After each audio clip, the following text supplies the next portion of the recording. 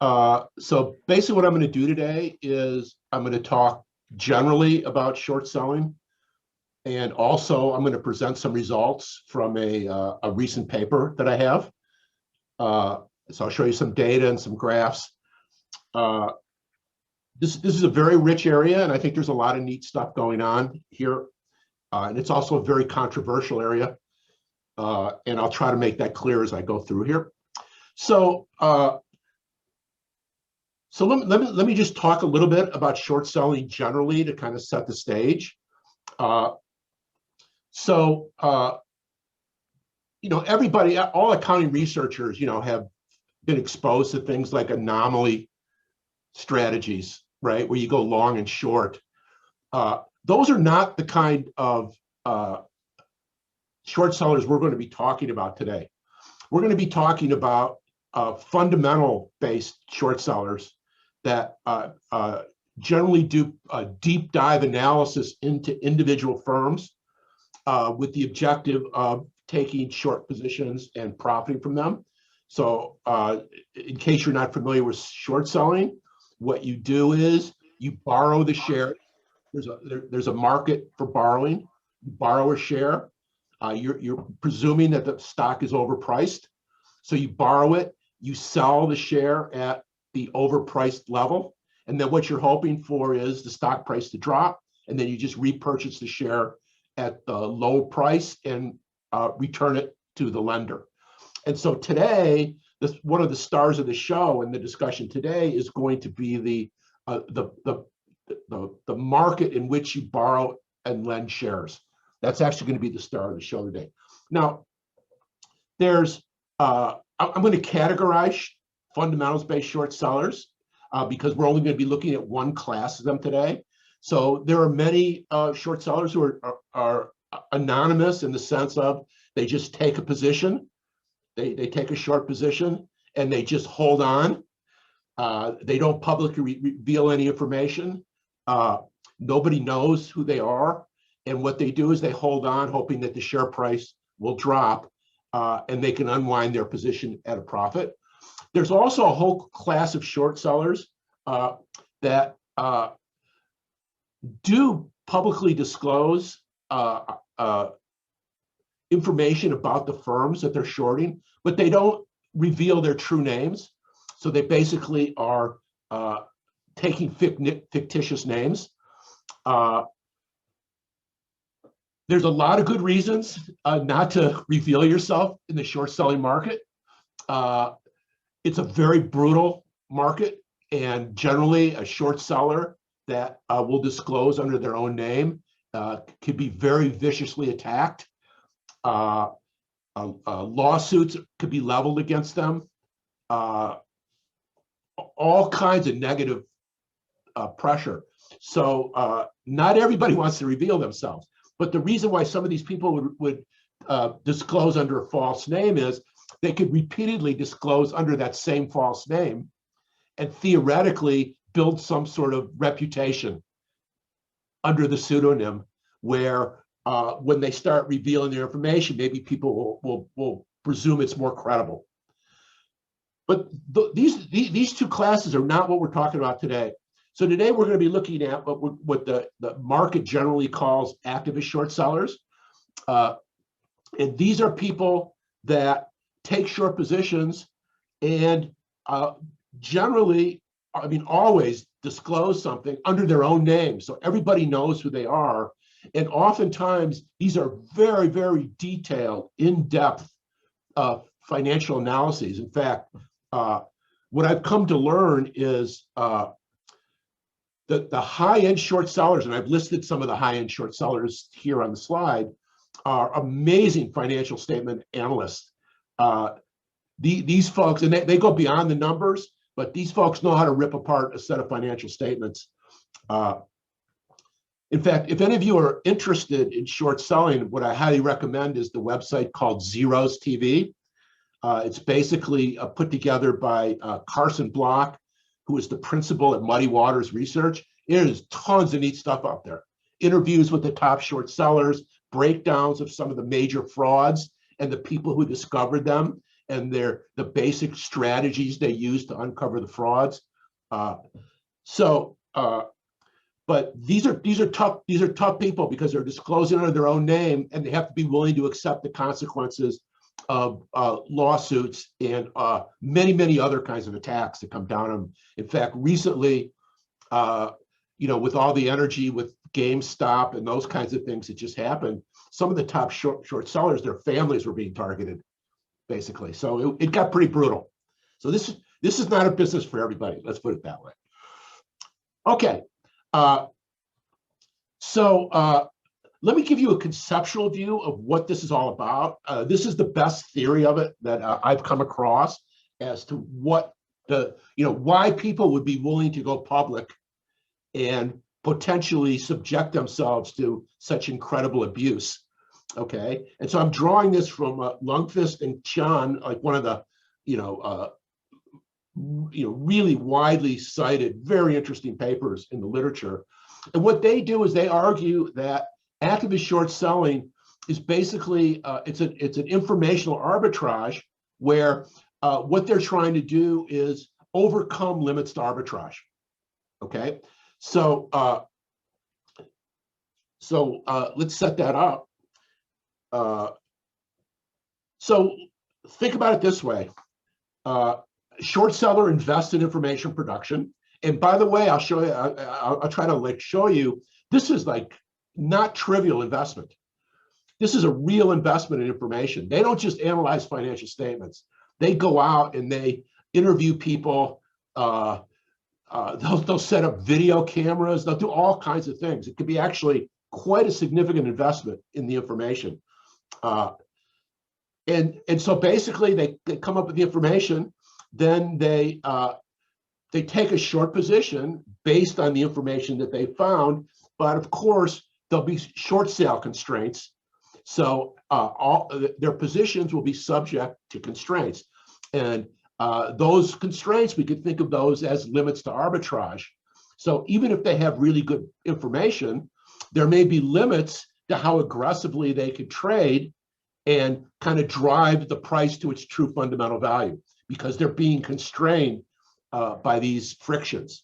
Okay. One important point I want to make here, because this is going to be kind of one of the bases of our main theory, is that, and I don't think this is particularly controversial, if we hold everything equal, so hold everything constant, if a short seller comes up with a stronger signal, meaning a more precise signal or a signal of a more substantial fraud, they would sell more aggressively. So the better your information, the more aggressively you sell. So that's going to be kind of the heart and soul of the storytelling I'm going to do in a couple minutes. But what's the risk here? Well, if you take a short position, so you've borrowed a share and you've sold it at a high price,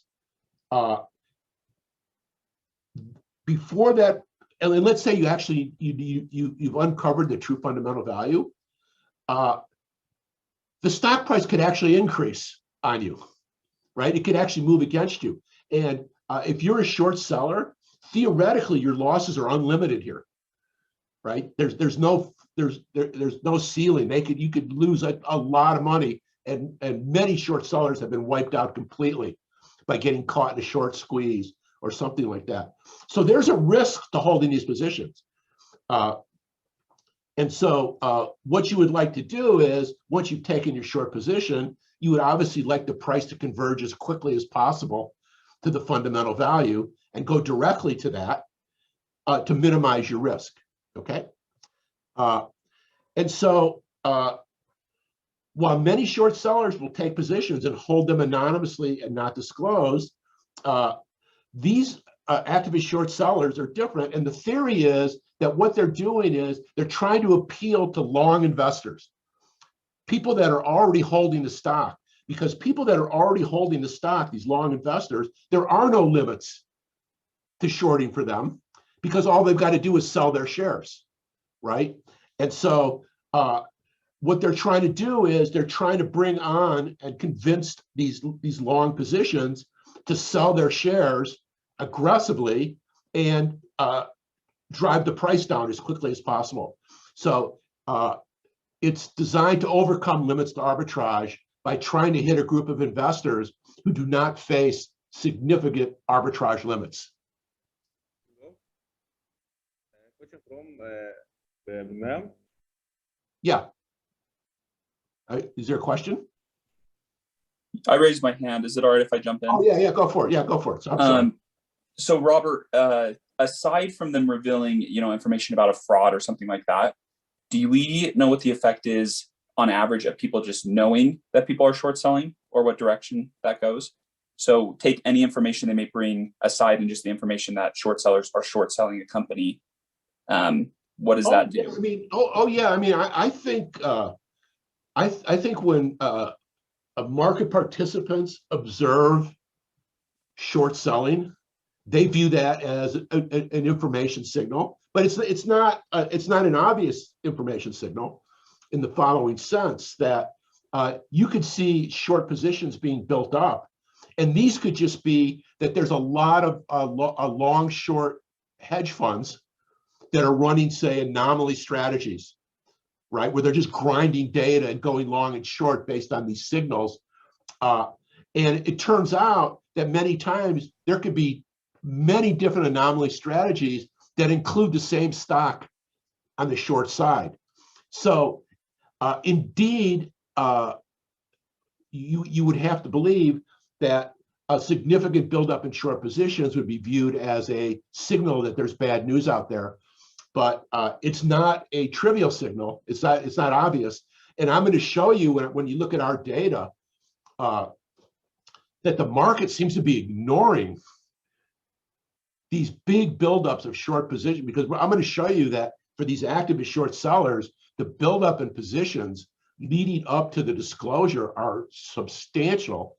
And what we find is that even right up to the date of the activist disclosure, the stock price is still rising, despite the fact that we're seeing a major buildup of short positions. But conceptually, there's information in that, for sure.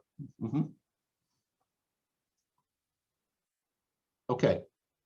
And lastly, let me talk a little bit about disclosure. This is actually very controversial. I mean, there's people on here from all kinds of different countries. I have no idea what all the short selling rules are internationally, but I do know something about the United States and in Europe right now, so I'm going to focus on that.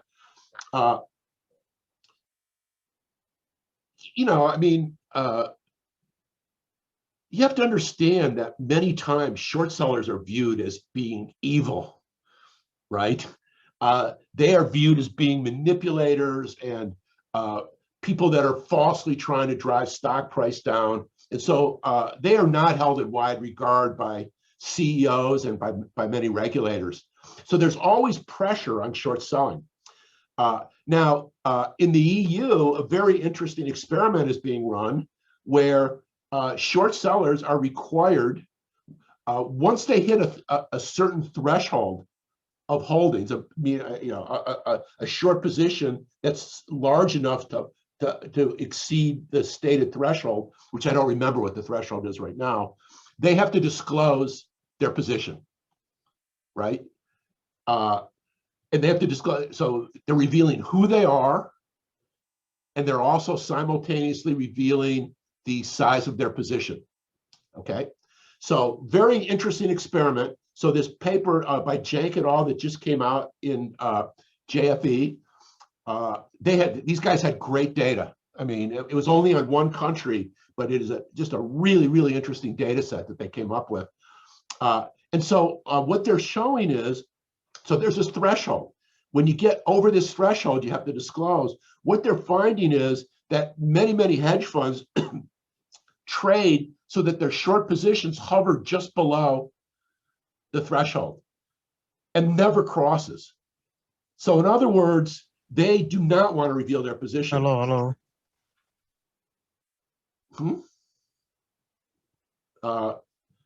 They do not want to reveal their position. So the question is, why is that? So notice that what that's doing is it's restricting the aggressiveness with which these people are trading on their positions, because we could see a big mass of positions right below the threshold level. So this is constraining behavior in a number of ways. So they look into it and they try to ask why that's going on. Some of the evidence they come up with is that what these hedge funds are doing is they don't want to reveal their positions because they don't want people to be able to reverse engineer their strategies. And you can look at the paper and see if you agree that they've established that or not. But that's one of the cases that they're making. Jake and this Jones et al. Paper show that these mandatory disclosure requirements basically slow down the flow of negative news into prices. So there is a fundamental effect on price efficiency here. So nothing's free in these markets. And so we could see that the traders are being constrained. Now, what's interesting about this is a mandatory disclosure regime. And so let me contrast that to what we're going to be looking at today, which is the US regime, where there is no mandated disclosure. Okay, so short sellers are not required to disclose anything.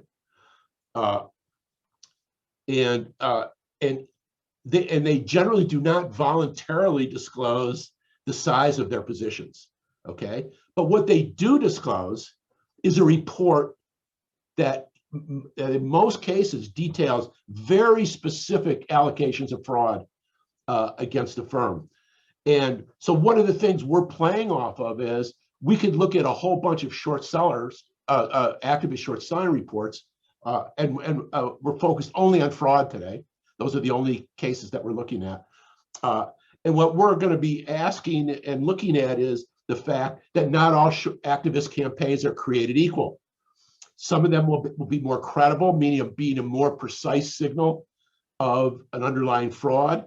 And the actual severity of the fraud is likely to vary substantially across campaigns.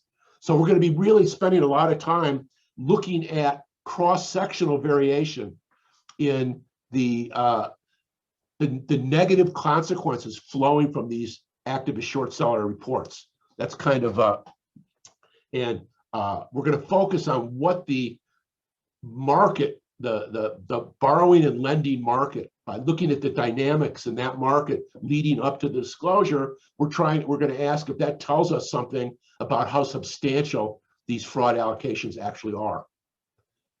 Okay. So let's do an anecdote, because this anecdote will allow me to show you conceptually why we're viewing this phenomenon the way we are. So this is a famous case that very recent, came out in September of 2020. Nikola was one of the first companies to actually come public through this mechanism that these days are known as SPACs. So they were like the poster child for SPACs. They are basically, their business is to develop hydrogen fuel cell based vehicles, and they're primarily focused on the trucking market. So this is just an alternative to electric motors, batteries. It's an alternative design. So Nikola's out there, and I'll show you their stock price performance in a minute. One of the big time short sellers is a firm known as Hindenburg Research. Well, on September 10th, 2020, they reveal a report with the title, Nikola, How to Parlay an Ocean of Lies in the partnership with the largest auto OEM in America, which, by the way, is General Motors, is who they're referring to there. Okay, and this is a brutal report. Today, we reveal why we believe Nikola is an intricate fraud built on dozens of lies over the course of founder and executive chairman Trevor Milton's career. This next paragraph speaks to the investment I was talking about before. We have gathered extensive evidence, including recorded phone calls, text messages, private emails, and behind-the-scenes photographs detailing dozens of false statements by Nikola founder Trevor Milton. And then they're kind of going, we have never seen this level of deception at a public company, especially of this size. So that should give you the feeling that these are brutal, right? These are no hold barred.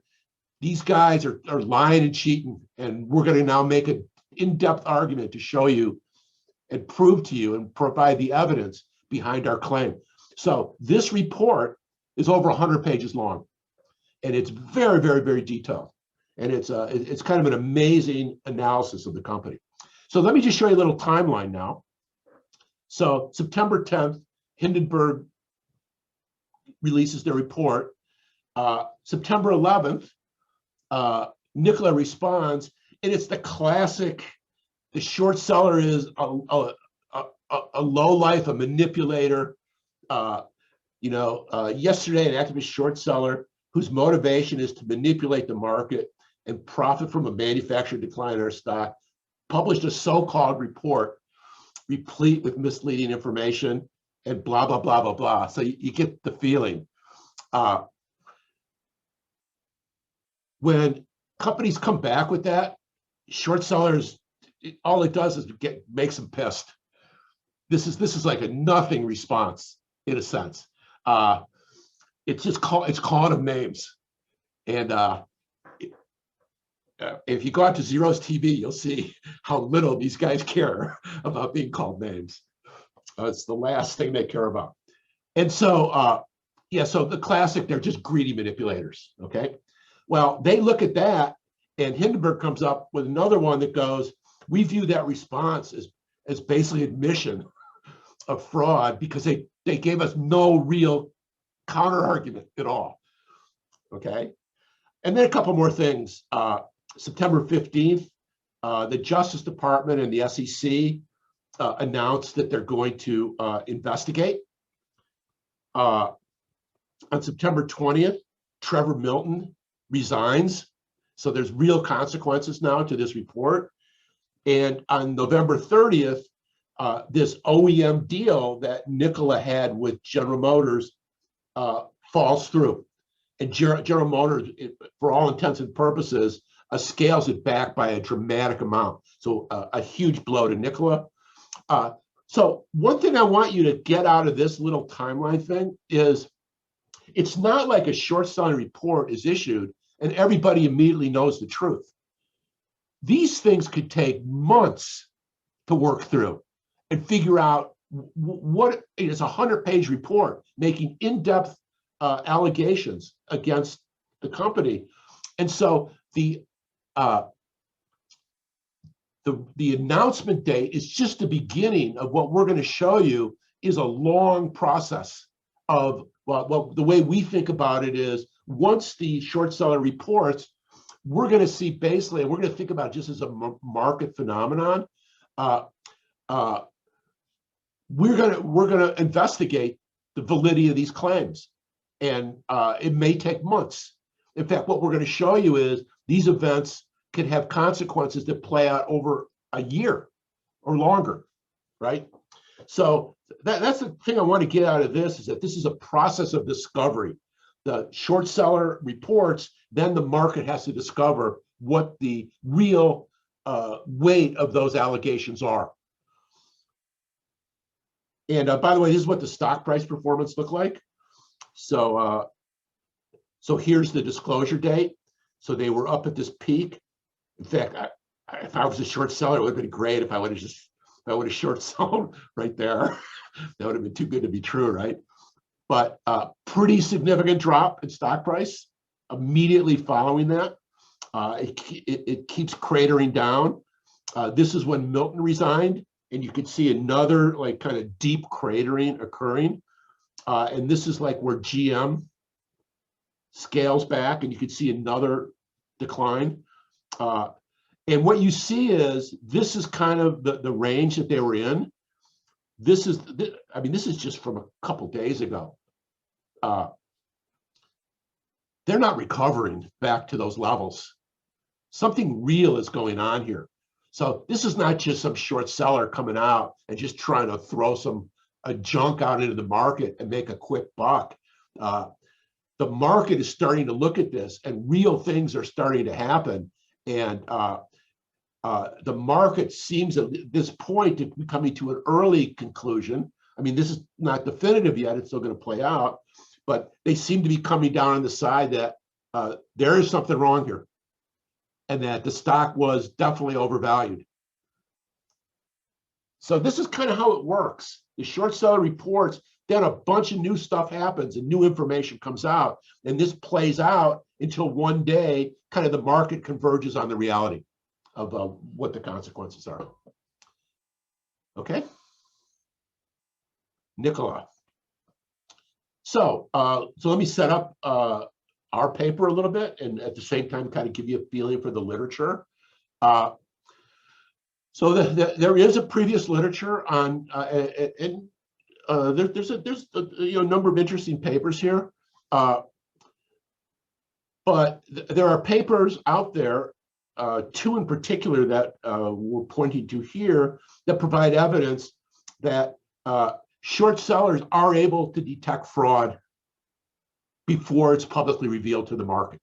Okay, and also that short selling increases both the speed and the likelihood of fraud discovery. So the literature up until here is basically showing that short sellers are playing a role in fraud discovery, and that it's a real role, that they're really discovering fraud, right? So it's not all just smoke and mirrors and bullshit, right? Now, one of the problems with this previous literature is the data limitation. And so all of these studies that we're focusing on here basically look at firms that ex post were sanctioned by the SEC. So what that means is that they can only look at situations that were so fundamental that the firm ended up getting sanctions on it, okay? And so we view that as a limitation, just in the sense of that's going to limit the ability of a researcher to really look at the cross-sectional heterogeneity and the credibility of short selling reports, right? Because these studies are limited to only the most severe reports. So it rules out any campaigns that ultimately did not result in SEC sanctions. So one thing we're arguing is it's really suppressing cross-sectional variation. The second one is that in this previous literature, the nature of the disclosures themselves were not under the control of the short seller. So these were not activist short sellers. At some point in time, some sort of signal came out to indicate maybe that the firm was under investigation or something like that. So we think this is really important, that that the short seller does not control that, because number one is because they don't know when the signal is going to be revealed, it's hard for them to concentrate their positions in anticipation of the revelation, right? So it's hard to isolate the mass of trading that is directly associated with short selling, and in these cases, from the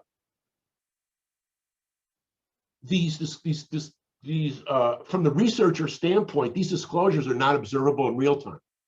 You can only go back and figure them out by looking at these ex post SEC cases. So what we're saying is one of the benefits of what we're going to be doing is, because we have a real-time disclosure that's under the control of the short seller, we could ask questions like, can we discern in real time what the impact of this report is going to be in the long run? And also, because of the fact that the short seller is in control of the disclosure date, that will allow us to interpret short selling activity leading up to that disclosure as likely to be highly influenced by the activist short seller themselves. Okay.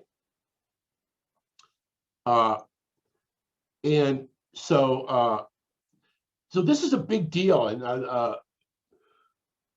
you know, we've gotten some pushback on this. So this is kind of where we've arrived at, because we, you know, we cannot observe who the individual short sellers are. That is not available to us. We could look at the trades and we could look at the volume, but we don't know who they are. So we don't know for sure how much of that is the actual activists themselves or not. Now, that's an issue for interpretation. It's not an issue for being able to use our results, but it is an issue for interpretation. And again, what we're arguing here is that because they control the disclosure, it's totally plausible that what they would do is build up their positions to the maximum level just prior to the disclosure. Okay, so what that allows us to do is say that we believe that much of the increase in volume that's being driven leading up to the disclosure is being driven by the activists. And we got one really neat result I'll show you later on, that we've started to think about this as a community affair, right? It's not just the individual short seller hedge fund themselves, because there are hedge funds out there, and we're calling them ghostwriters here. There are hedge funds out there that are the ones that actually discover the problem. And they actually put effort into researching the fraud, but they do not want to disclose under their own name, right? They may not have the legal resources. They just do not want to deal with that. So what they do is they discover this, and then they market it to some of these activist funds that are willing to put their necks on the line. And so we believe there's a community that could be involving the activists, the ghostwriters, and maybe other hedge funds that are being consulted in terms of vetting the allegations. And we're going to show you that it does look like a community affair. And if anybody has some thoughts on that later on, I'll be glad to hear them. So again, this is our interpretation. You know, I don't think we could prove this 100% because we can't observe who the actual traders are. But we're going to be looking at think about revealed preference. So we're kind of taking a revealed preference viewpoint where when we observe leading up to a disclosure, when we observe a substantial outward shift in the demand for shares, we're basically hypothesizing that outward shift in demand is diagnostic about the credibility and the severity of the analyst's discovery. In other words, the fact that they're willing to put their money where their mouth is on this is going to be viewed as a signal of the underlying power and severity of the information that they've gotten. That's what we mean by revealed preference. We're looking at their behavior, and from looking at their behavior, we're interpreting something about the underlying behind that behavior. That's kind of what revealed preference does.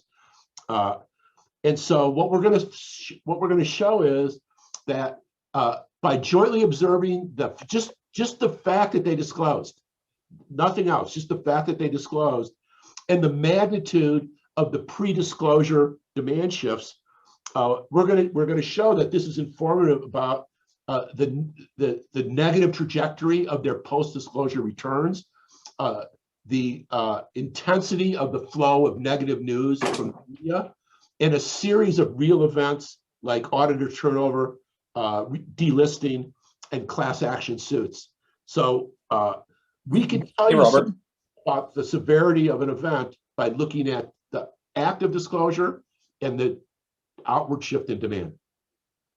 Hey, Robert. So going back to the community affair you mentioned earlier, wouldn't this increase basically these shorting demands? Wouldn't they also speak to the believability of other hedge funds in this claim? So if you have a ghostwriter firm coming to another, a firm that's willing to publish it or whatever, wouldn't it be the believability in that report from other firms as well that's Yeah, driving this? But many firms may know nothing about the fact that there's an activist that has a detailed report they're about to disclose. Now, with that said, there could be short sellers out there that are observing this demand shift, right, and seeing this heavy buildup of short positions, and they might be attracted to that and do that. That was kind of like a follow-up on the question you asked earlier, where it could be that observing a buildup of short positions will attract some additional short sellers. But for the most part, these activists are not advertising the fact that they're about to trade, because if a lot of people start piling in, what we'll see is the cost of borrowing could go way up on them, right? Because the market for borrowing and lending is driven a lot by supply and demand conditions. Okay, that's helpful. Thanks. Yeah. Okay. So this next argument is we just think this is like a neat way of thinking about it and kind of unique. I think everybody would agree, and LQ actually has some data on this, that when you observe a disclosure, you would actually look at the short seller themselves, and you might have some assessment of the credibility of that short seller themselves, right? And you may have gotten that assessment of the credibility of the short seller by looking at their track record. How well have they done previously on their other campaigns? And so if you see like a stream of successful short campaigns, when you see the short seller disclosure and you see that person, you might go, I should believe this. I should believe this guy, or I should put some weight on this because of their past performance. And indeed, LQ finds some evidence consistent with that. Although it turns out it's pretty crude, but there is evidence of that. That is not what we're saying here. We're not asking and trying to assess whether the short seller themselves has a credible reputation in the marketplace. We're trying to ask, what does the short seller think about their own information on this particular campaign? It's got nothing to do with them and their past track record. It's this campaign, and what can we infer about how confident they are in the strength of their underlying information? So these are two very different notions of credibility here.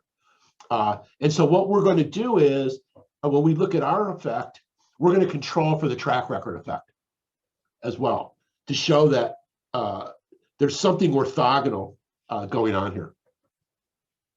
Okay. Okay. So now we're moving towards the results, but if you haven't spent much time thinking about these borrowing and lending markets, I think you'll find this argument kind of interesting. So a 101 supply and demand curve graph. Notice what the two axes are. The x-axis is the quantity of shares. So think about that as the quantity borrowed, and the y-axis is the lending fee. What is the price that you have to pay to borrow a share? Okay, and so then out there you've got firms that are willing to supply shares. You've got short sellers that are demanding shares, and so what we'll get is some sort of equilibrium where demand equals supply, and we'll get a quantity and price there. So in other words, an equilibrium. And so this is, this is of course one of the, it's not just this study, but the problem is at any point in time where you look at the quantity on loan and the price, you have to understand that you're just looking at an equilibrium, and you have no idea what that's being driven by, because you can't disentangle supply and demand here, right? That's the classic problem in economics. But what if you could isolate a demand shift? In other words, an outward shift in the demand curve. What would that look like? Well, it moves out, but what are the implications of that? Well, interestingly, that holding supply constant, if there's an outward shift in demand, what you would observe is an increase in both the quantity, the demand, and the price. So both of them would move together. So if you look at that, you could ask the question of, if I see a situation where both quantity and price are increasing simultaneously,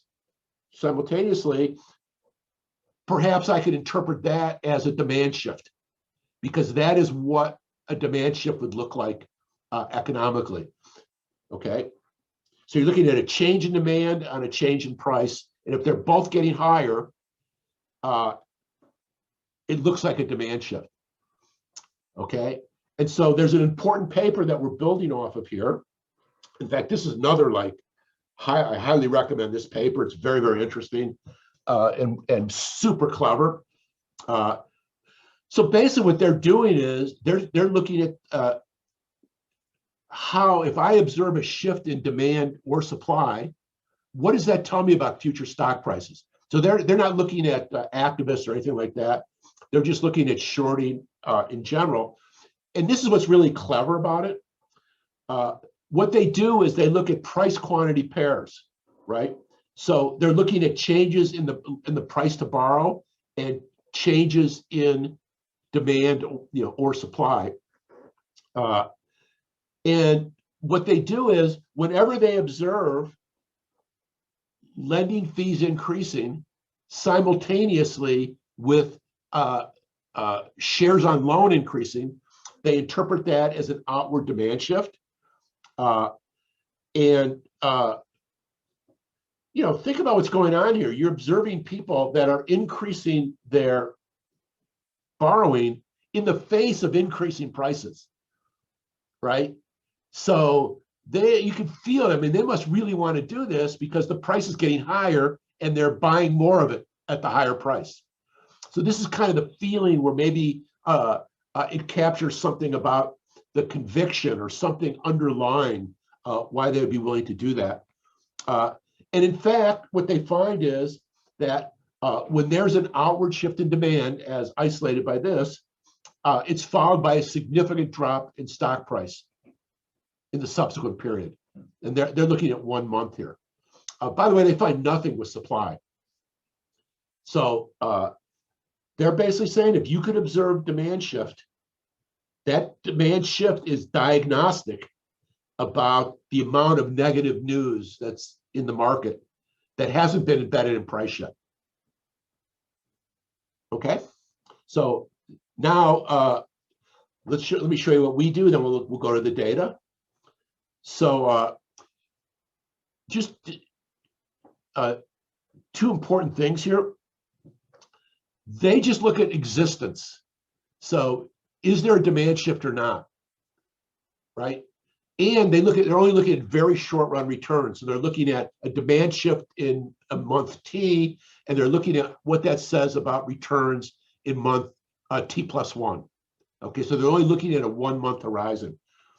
What we're going to do here is we think what we're doing, and you could let me know, is we're focused on demand shifts that are solely related to fraud allegations. Okay, where CDM, it's anything, who knows, right? They don't know what underlies the shorting demand. So we're very specifically looking at one class of events.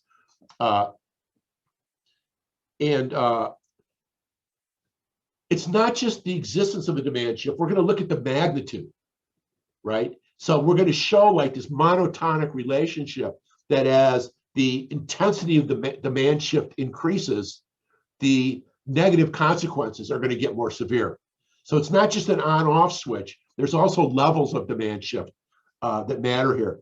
We're also going to look at longer windows. In fact, we're going to look at windows of a year and longer. And And plus, we're going to look at a lot of things other than stock price, like media, auditor turnover, blah, blah, blah. Okay. So we feel like we're doing a very neat extension of CDM here. Okay. Anything before I go into the data? Okay, the data. So we're getting this from Activist Insights. And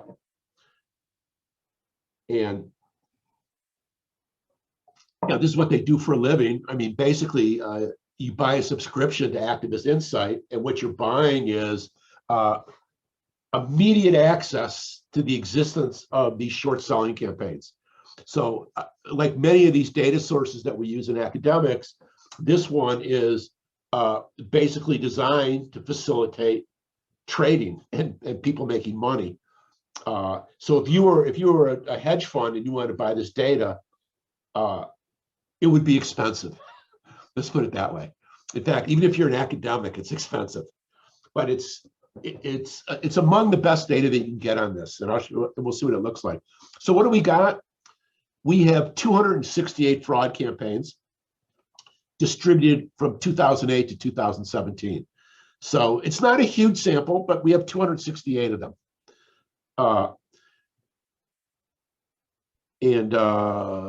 think that's all I need on this slide. These are the categories. So in this case, Activist Insight has classified each campaign. Okay, we've taken these 6 categories and we're calling these fraud, right? So that would be accounting fraud or major business fraud, right? Misleading accounting, illegal behavior, pyramid schemes. There's not very many of them because they're not what you think. These pyramid schemes are really companies that are actually running a pyramid business. Like Herbalife was one of the famous ones in that case. And stock promotions, think of those as like pump and dump, right? Where what you're doing is you're spewing out false positive information, trying to drive the stock price out and then selling shares at the inflated price. And there's actually quite a few of those. More than I would have expected to see. So when we talk about fraud, these are the categories, okay? So this is where we're getting our 268 campaigns from. And this is just the kind of the industry distribution. We've got a lot in technology, a lot in healthcare, but pretty good representation. Not much in the utility space here, apparently. Okay, this is what we do. So I now you just have to understand this notation we're about to use, because every graph I show you is going to be based on this notation. So what we're going to do is we're going to find the date of the activist disclosure, and we're going to take the 60-day window leading up to that. Okay, so in that 60-day window, what we're going to look at is the cumulative change in quantity on loan. So in that 60-day period, by how much did the quantity on loan change? Okay, then we're just going to rank those into 3 categories. The first one, which we're calling delta Q minus, so obviously delta Q for change in quantity, we actually found 87 campaigns where there's actually a cumulative decrease in short selling activity. Okay, and what that's basically saying is that whatever the short seller is doing, there's a lot of short sellers in the market that are moving contrary to that and actually swamping any shorting that the activists themselves are doing. And then for all the rest of that campaigns, we just split them at the median, and we have 91 campaigns that we call Q plus, and 90 campaigns that we call delta Q plus plus, where these are the plus plus is the largest increase in demand. Okay, so this is kind of how we're going to be looking at the magnitude by looking at. I'm sorry, what? Okay, I guess I'm hallucinating. Okay, here we go. So in every graph from now on, the green line is always going to be the Q++ group. The blue line is always going to be the Q+ group, and the red line is always going to be the Q- group. Okay, and so this is one of the first graphs we looked at, right? And so this is quantity on loan. So this is the amount of shares that are borrowed. Okay, what we were surprised at when we first saw this was how significant the variation is in the change in quantity of loans leading up to these campaigns. This is clearly number one, led us to believe, wow, all these campaigns are definitely not created equal, right? These short sellers are not all in control of the same, of signals of the same strength. That's kind of what got us thinking about this. So if you look at the green line, so that run up there is the 60 days leading up to the disclosure, which is date 0. And then it still drifts upward, but you can see that once the disclosure comes out, the slope of ascent gets much smaller at that point. So most of the activity is happening leading up there. And again, our premise here is that lots of that run up in green, or any of these run ups, is being driven by the activists themselves, because they know they're going to disclose tomorrow. And so what they're going to, they're likely to want to take their short position today. And you have to realize several things here. These folks have invested a lot in these campaigns, and also they're taking significant risks when they disclose. So they got to take a sizable position in order to make a big enough return to cover their costs and to compensate for their risks. Okay. So anyway, that's what the demand looks like. This is what the supply change looks like. And you can see a similar kind of pattern, but the supply shift is much more muted. In other words, you don't see a big flood of supply coming in. As we'll show you, the prices are going up. So likely the higher prices are bringing out additional shares supply. But as we'll show you in a second, this does not look like a supply shift.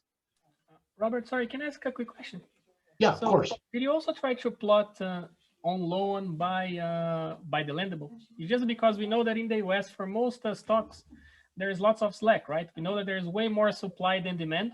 So even if it goes up, we know that fees may not change. So I just wonder if you could also look at utilization to see how close. Oh, okay. So this is the graph. This is the graph of. This is the graph. Okay, so sorry, I just saw it in then.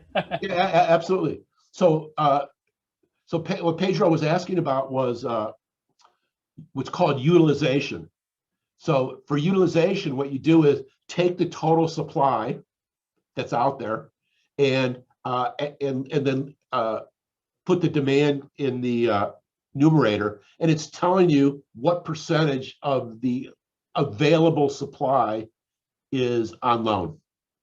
And so again, you see what's going on here is the utilization is going way up for the Q++ people. And also for the Q+ people, it's going up pretty significantly. And it's kind of flat, it's flattish for the low guys. So it's kind of this is, to us, this is kind of looking like a demand shock, but I'll try to put some data to make that a more rigorous statement in a minute. Okay. So this is kind of the action. But of course, what's all this slide is showing you is that those changes are, those graphs are significantly different from each other. Okay, that's all this stuff's doing. So I'm not going to spend a lot of time on that, because I think if you look at the graphs, you believe that already, that those differences are significant. Okay, this is the these are the fees. So this is basically what it costs you to borrow a share. And so if you look at the green line here, where's my cursor? Look at this run up in cost. As we start moving up to the announcement date, these shares are getting more and more expensive to borrow, okay? And that's happening in the blue case as well, but not really in the red case, right? So I mean, the fees do go up a little bit here early, but then they kind of stay flat going forward. And I think part of that is because a lot of people in those red stocks are trading contrary to the activist. So what does this mean? Well, look what's going on here. If we break these up into categories, let's look at some numbers here. Notice that if we look at the change in fees, it monotonically increases in these quantity on loan categories, right? So the bigger the change in quantity on loan, the bigger the increase in lending fees. And these are significant. Look at this is the change for Q plus. This is the change for Q plus plus. It's like 3 times larger increase in fees. Okay. This is the evidence that we're putting forth for why we're interpreting the change in demand as a demand shift. Because what we're showing you is that the increase in demand, the increase in quantity on loan is being accompanied by a significant increase in lending fees, which is exactly the definition of a demand shift I tried to motivate when I showed you that graph earlier. So this is the slide that I think is making the argument that these are demand shifts. Okay.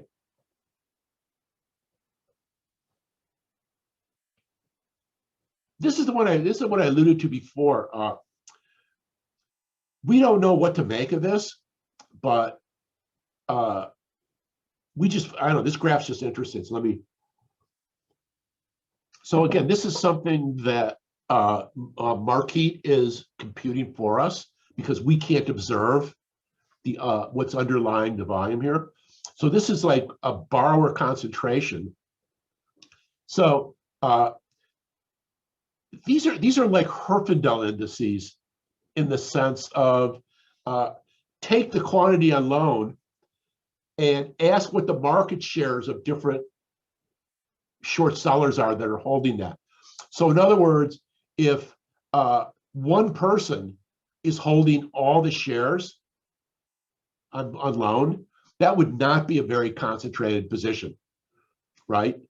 If many people were holding, so that same quantity on loan was spread out across many people, as you can see, the concentration would be decreasing substantially because now the shares are being distributed across more short sellers. Okay, and so what we're seeing here, and again, this is just because we thought it was descriptively interesting. So here's the Q plus plus. Concentration is decreasing substantially. So it's like more than one short seller is coming on here, right? And this is, we can't fully explain these, but this is kind of partially of what we're trying to get at when I was making that argument earlier about community, about the ghostwriters. That's the best we could do on this. The other thing is possible, the thing that Brigham brought up before, is that these big shifts in demand might simply be bringing more short sellers because they smell some blood, right? They feel like something's going on because they see that mass, so they're attracted to these positions to try to pile on.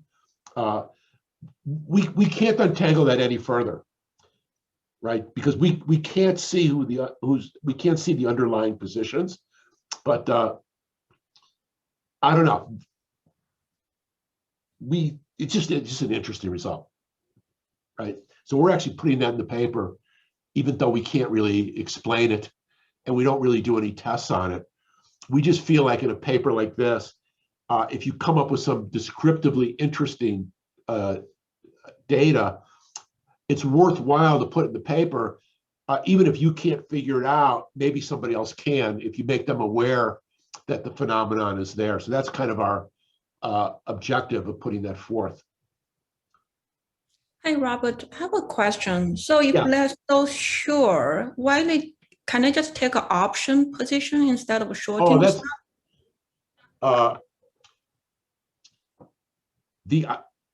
presuming there are options for these stocks. It turns out that the put options get very, very expensive as well. So it's not like you can go to the option market and just bypass all these problems. It turns out that they get very expensive as well. And I suspect that the short sellers may take some position. Obviously, they are, because that's what's driving that increase in price in the put option market.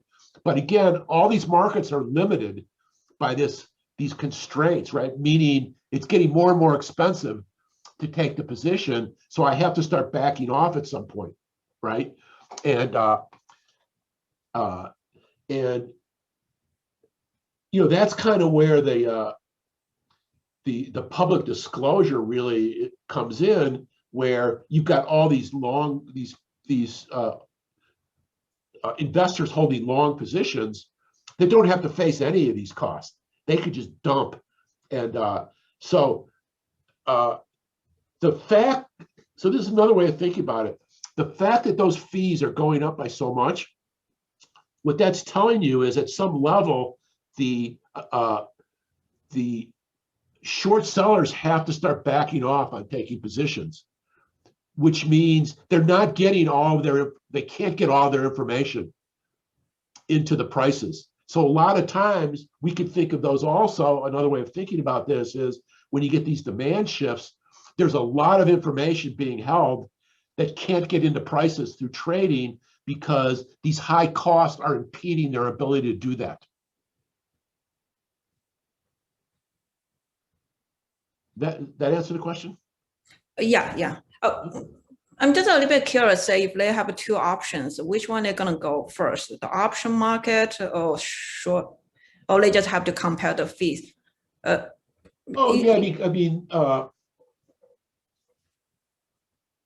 These activist short sellers, these are like very, very sophisticated folks. So they're probably playing both markets simultaneously and maxing out in the two markets, right? And it's going to be based on probably cost is ultimately going to be determined. But I'd be surprised. I mean, I don't know. I mean, in fact, we have good relations with some of them. We could actually ask them. In fact, maybe we will, as to how they treat the put option market. But we know from, and by the way, when I'm talking about the put option market, the LQ paper does a really nice analysis of that to show how steep the increase in the price of the put options is simultaneously. So the fact that those are getting bigger is telling you that there is activity moving in that direction. And I have to believe that the activists are involved in that at some level. Okay. Okay. So now some results. So I'll show you some graphs, but then I'm going to do a couple of regressions because I think we do some neat things with the regressions that we can't do with the graph. The top graph is just share turnover. So this is in the share market now, and obviously you see a big spike in turnover right around the announcement. So this is the long investors. So it is driving selling behavior is what's going on here. But this is kind of where we want to focus. These are the cumulative market adjusted returns. And what are we doing here? It looks like we're starting at -5 on this date. And so this is the Q++, and we're on this, we're only looking at we're looking at 60 days post acquisition. We'll look at longer periods when we get to the regressions. But again, the green, blue, and red lines are being based on the magnitude of the demand shift. And so what we're showing you in this graph is the larger the magnitude of the demand shift, the greater or the more negative the stock price performance is in the 60-day period following the announcement. So this is what we mean. You observe the announcement and you also observe the magnitude of the demand shift, and that tells you something about what's going to happen in the future, right? It's telling you this is going to be a substantial one, right? So we think that's kind of cool, right? And this graph here is kind of the heart of the story, in some sense. I mean, everything else is going to play into this, but so let me show you what we do on the regressions. And so notice we're doing 4 windows here: -1 to +1, -1 to +5, -1 to +60, and the whole first year. Okay. First of all, up here, so these are the cumulative negative returns. So this is the coefficient on the rank, and you can see that this monotonically increases, and here we are at the year mark, right? So what this is telling you is this is not just a one-day blip kind of thing that occurs, but this is something that plays out over a long period of time. And what's interesting here is that we're a year out and the prices are still being driven down. So in other words, this is not something where the short seller said something, there was a little blip, price went down, then everything recovered and reversed back to its pre-announcement level. This is kind of saying something real is in those reports, and the extent to which the consequences are negative for returns is monotonically increasing in the magnitude of the demand shift. I just wanted to point out a couple control variables in here. So this is our first attempt at controlling for track record. We just have an indicator in here if the activist has no track record. We're going to make that more sophisticated in a minute. I'm going to get this wrong. The probability of misstatement. I think this is like Patty DeChow. I should know the 3 names, but I can't remember. This is a classic, one of the classic fraud detection models that are out there. So we're just controlling for that to show that our result has something that's not embedded in those.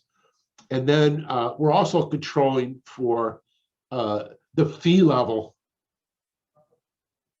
the basic level of the fees prior to our accumulation window. And these are all control variables that got driven in there by criticism that we were getting when we were presenting these in the early days. So let me show you what I think is neat here.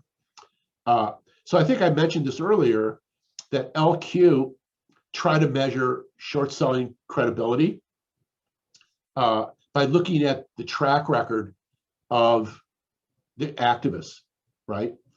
And they do indeed find that more credible campaigns, meaning short sellers that have better track records, have more negative returns following their announcement. Okay. And so what we try to actually mimic theirs, and we measure track record as the rolling average market adjusted returns So we're looking at a campaign, and we're looking at the 60-day period following that campaign, and we're using that as our measure of track record, right? And then we're averaging that over all the campaigns that a given activist has been involved in. That's what the rolling average thing is here, okay? And we're basically saying if the average return over all those campaigns is negative, we're going to code that activist as less credible, okay? So this is a track record variable. You know, it's really not a very good way of measuring credibility because notice only 10%, in LQ, only 10% of the campaigns are classified as less credible. And we find 8%.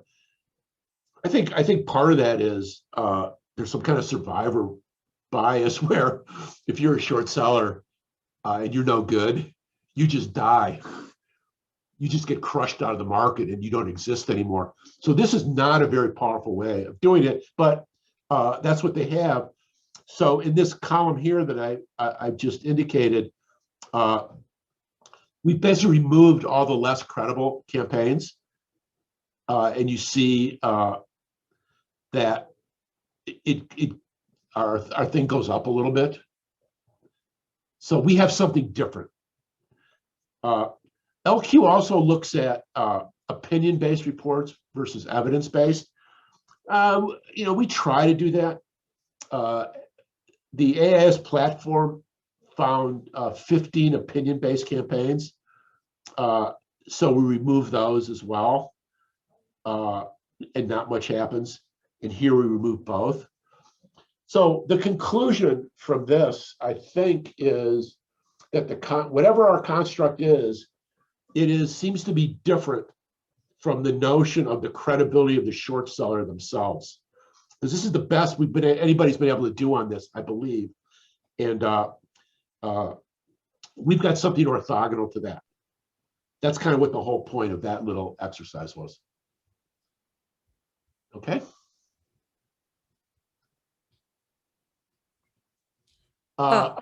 Yeah. So I think I just read like a recent article. They said a lot of times the hedge fund does not really publish the report by themselves. Instead, they let someone else publish it because of the backlash and things.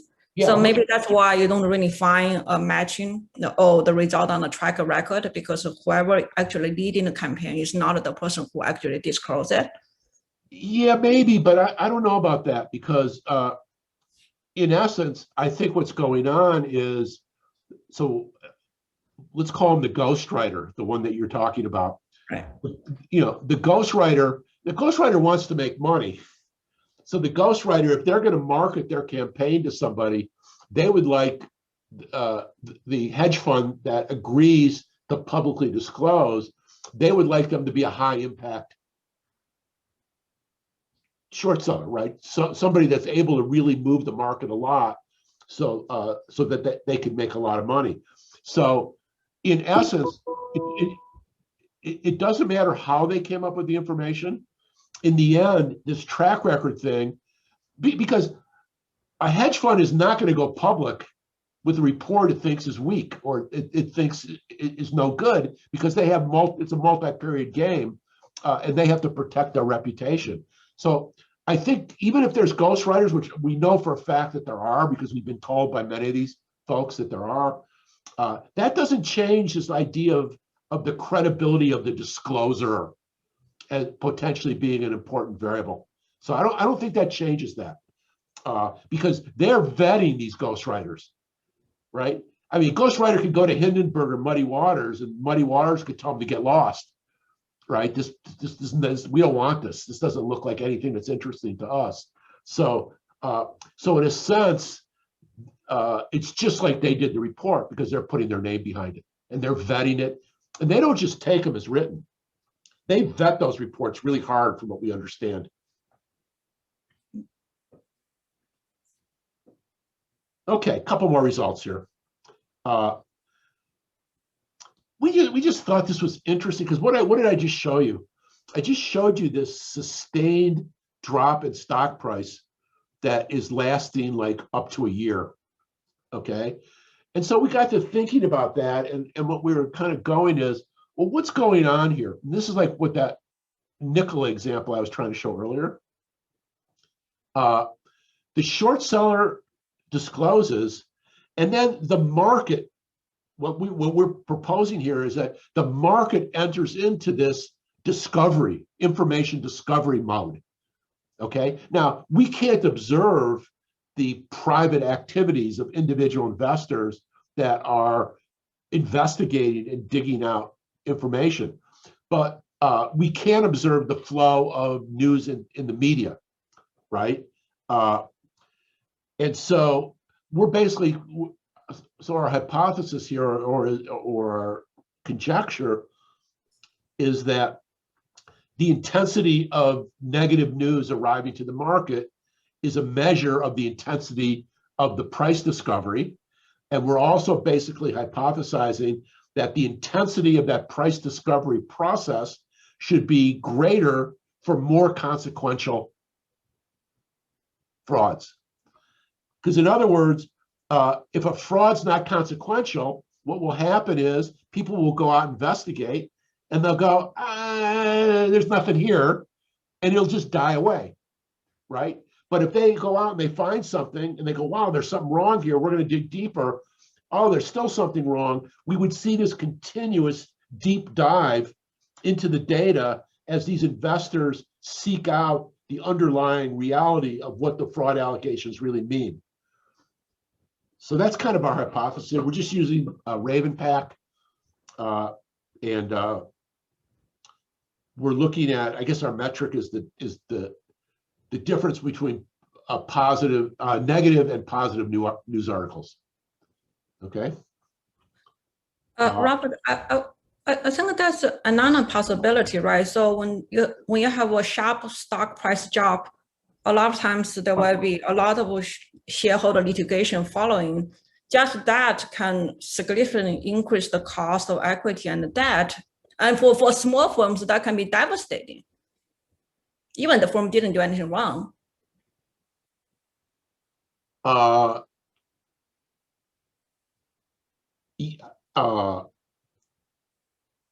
Yeah, I mean, I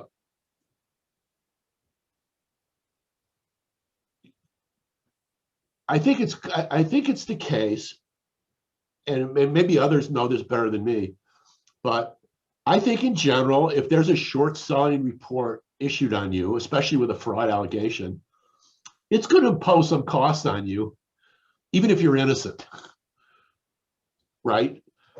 I think that's probably, it's true, but I think the more guilty you are, the bigger those costs are going to be. I think that's kind of all we're saying here, is that through time, the more consequential the allegations are, the more sustained we should see this information discovery process, digging down and trying to uncover the truth.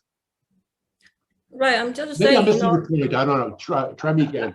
I'm just thinking, like, say, if I'm a hedge fund, I'm gonna pick someone to attack. I'm going to pick a smaller, weaker firm. I know it's harder to defend themselves, right? And so I'm just gonna pick one, then stock price drop, and also option put goes up, then the market has to sell more to hedge the options. So stock drop, price drop more in a short term.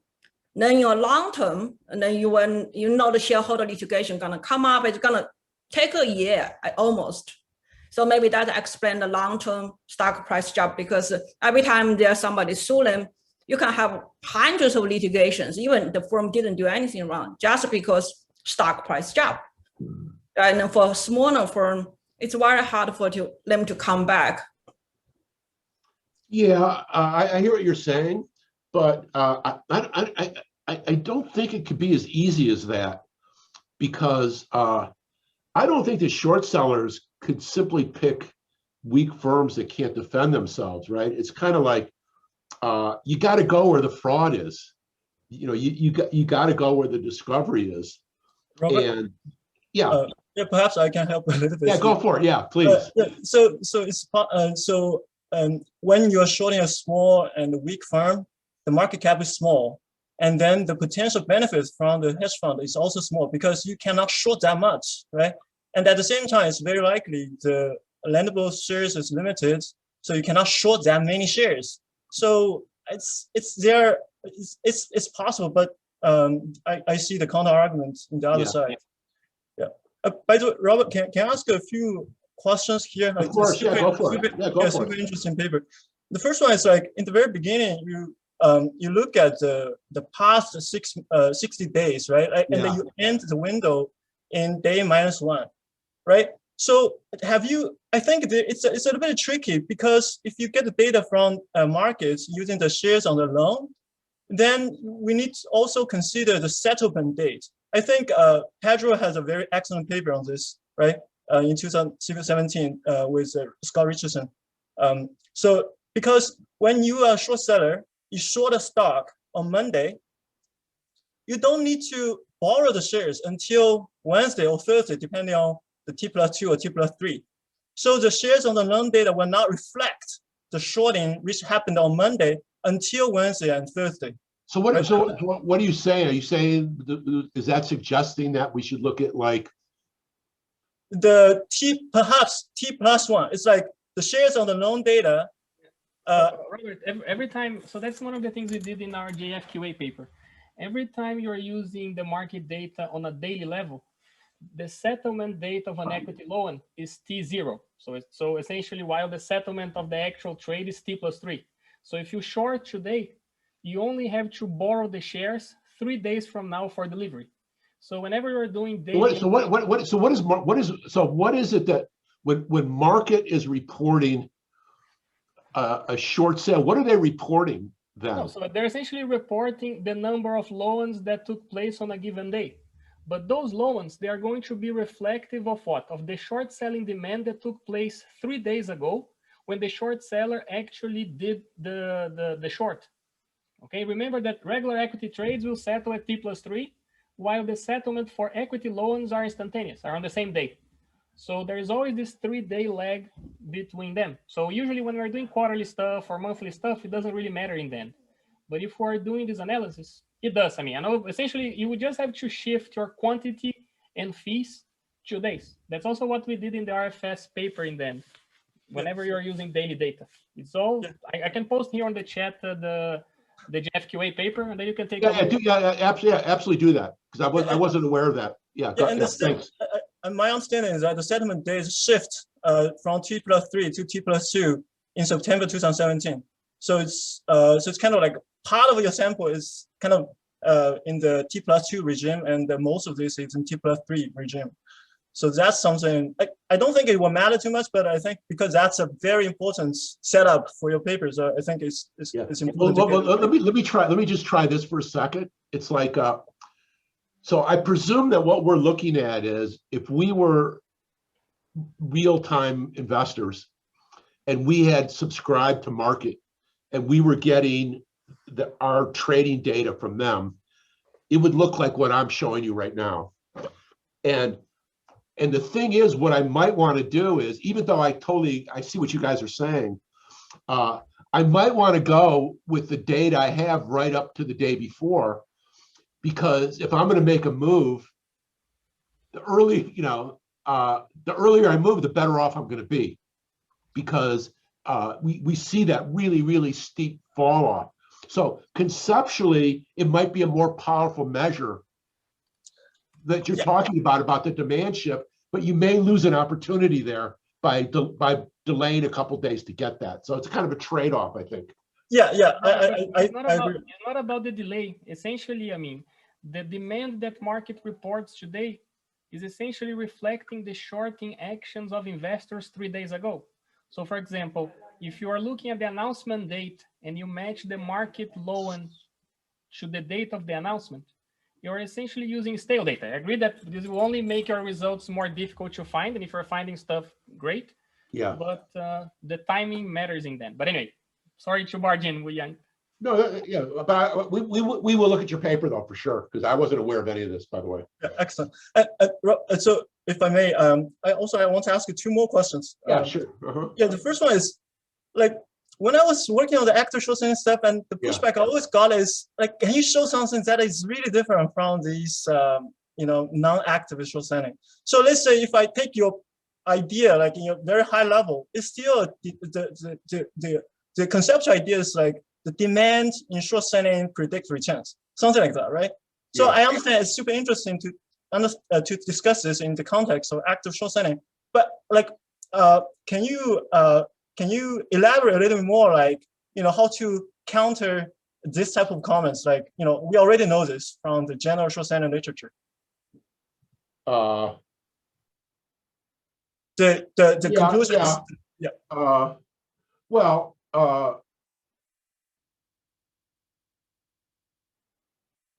you mean the fact that short sales predict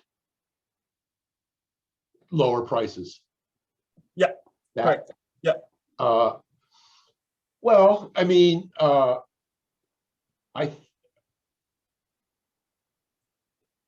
if all you care about is that general statement, I mean, because we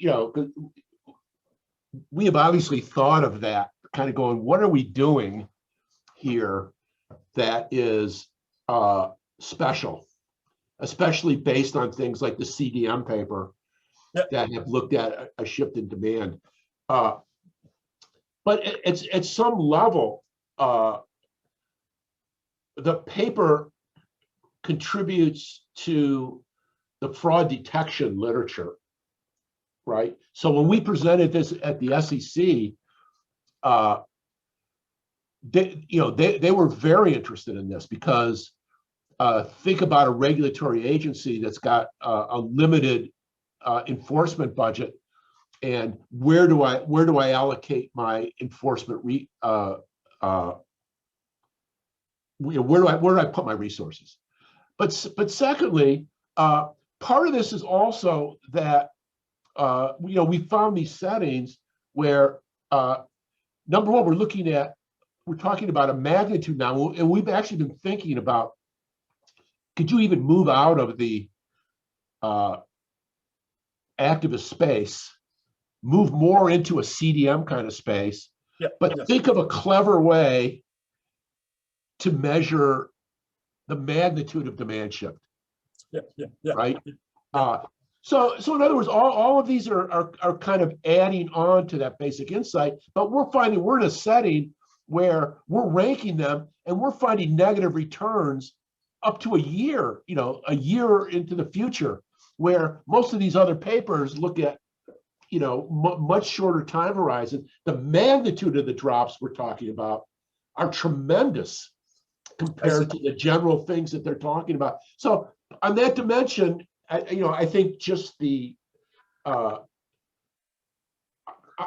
agree with you that people have looked at changes in demand, and that has been informative. So I know it's time is up, but can I ask one more thing? It's basically like the implication. Let's say if I'm a general investor, right? So are you saying that I need to closely watch these market data or other sources regarding the equity lending dynamics, and then try to figure out, like, wait a moment and see whether there is any disclosure from the short sellers, and then I quickly check my screen from the market and then decide whether to follow them to short or something? Like, what is the intended implication? Like, for well, I mean, if you want to think about it as a trading strategy, and let's say I'm a long investor, what I would do is, but I need to have access to market. I need to have access to daily short selling data. I observe an activist report. I immediately look to see if there was a demand shift, and I make a decision. That's kind of the way. That's the kind of way. So you wait until you wait, because the thing is this is going to be a sustained drop over. So you can afford a little while until you make your decision, but it's the disclosure that is the instigator of everything here. That's kind of the way we're looking at it. I see. So I mean, one thing I find interesting is, like, if you look at Tesla, right? I might think you might observe the demand shift multiple times in the past 10 years. And these short sellers just got crushed Yeah. by the loans, right? Yeah, so nothing's easy, man, and none of this is the secret to riches, because anytime you take a short position, you could get killed, right? And I think I think the danger you're talking about is probably higher now than it's ever been. We're talking to these short sellers, and I mean, after the GameStop and all that kind of stuff, it's like they really backed off for a little while here, right? Because they're worried that they're going to come out with a campaign, and a mob of retail investors is going to come after the firm just vindictively to crush them. Now, I don't believe that could be a sustained long-run strategy, because eventually those people will run out of money. But at the same time, it only takes one of those campaigns to drive you into bankruptcy as a short seller. So it has absolutely had an impact on the psyche of the short selling market. Although what I'm feeling now, because I've been listening to Carson Block on Zero TV, these guys are coming back. I mean, Carson, there's been 5 new campaigns, hardcore campaigns announced by those guys. That's what I love at Zero TV. Like, they come out and they just like hammer these companies, man. It is actually like wild what they do. And also it's very fun. Also, it's very really fun stuff. It really is fun stuff. It really is. Good luck. Thank you. Okay. Well, should we end it here? Is this we're at 12:30, so let me just show you the result.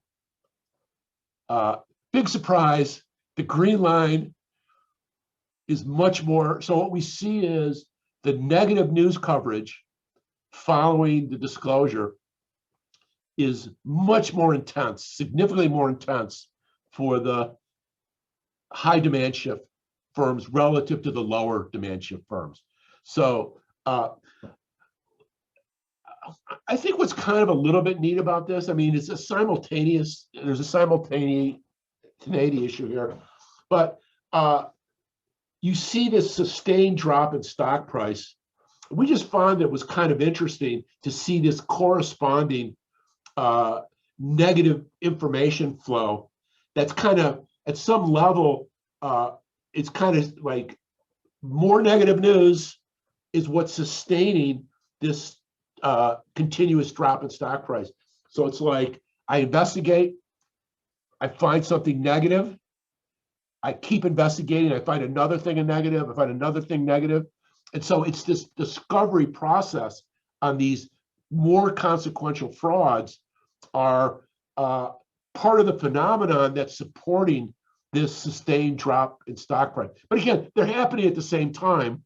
So I can't say one's causing one, but it's kind of interesting that this sustained drop is being matched by a sustained increase in the negative flow of information. We thought that was kind of cool.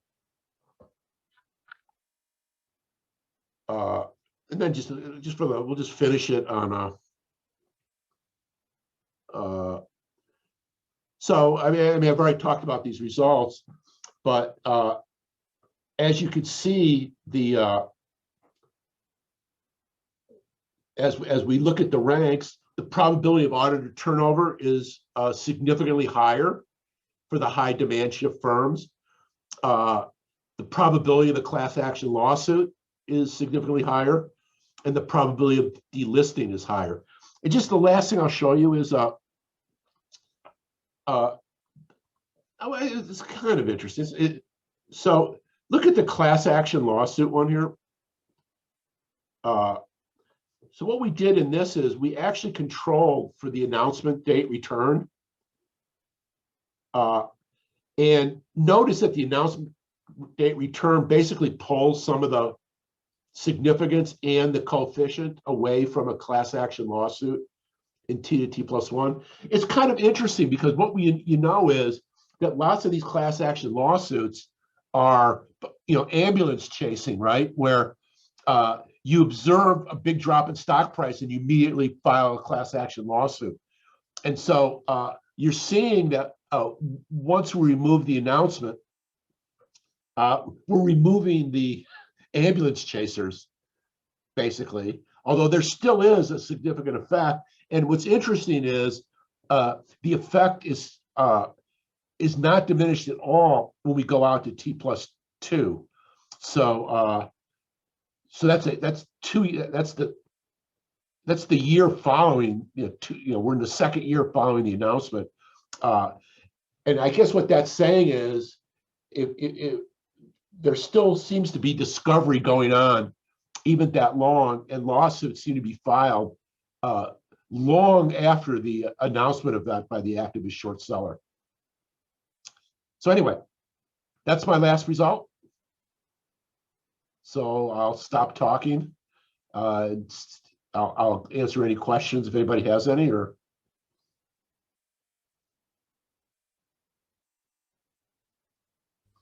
Thank you very much, dear Professor Robert Bushman, for your excellent presentation and your effort. It's really excellent presentation. Now, if anyone have any questions, you can open your mic and ask your question.